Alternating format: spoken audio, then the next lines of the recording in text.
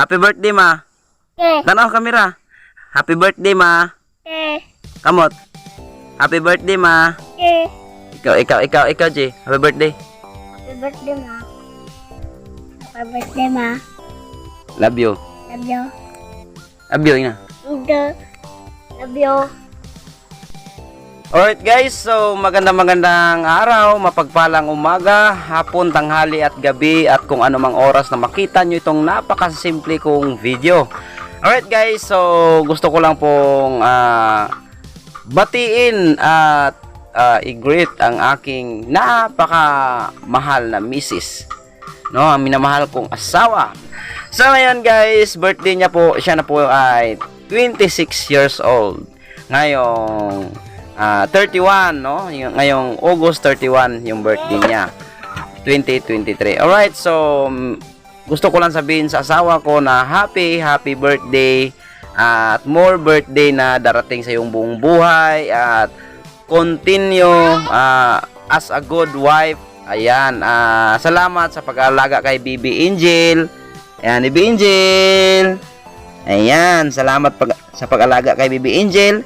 At naway mapalaki natin si Bibi Angel na may takot sa Diyos. Ayan, at masunurin na anak no, masunurin sa kanya, sa atin, sa akin at sa iyo bilang mama. Ayan, asawa, happy birthday. Kahit wala po tayong handa, ang importante wala pong sakit, no? Always good health lang at balang araw kung pagbalain po tayo ng Panginoon, babawi lang po tayo at kapag magkaroon tayo ng biyaya, no?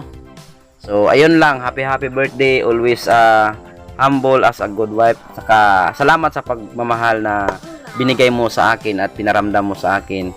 At salamat sa iyong suporta, no, sa pagiging sa pagbablog ko, andyan ka sumusuporta.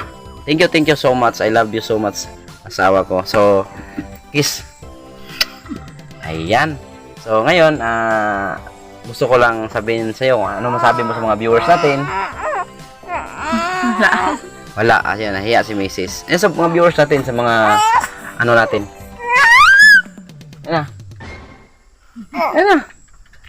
Thank you. Pasalamat siya. Marami pong salamat sa lahat ng nanood ng mga viewers ng lahat ng mga vlog. Marami pong salamat sa inyong suporta. Alright guys, nahiya si Mrs. So God bless po sa inyong lahat. Naway ingatan po kayo ng Panginoon palagi. Bye!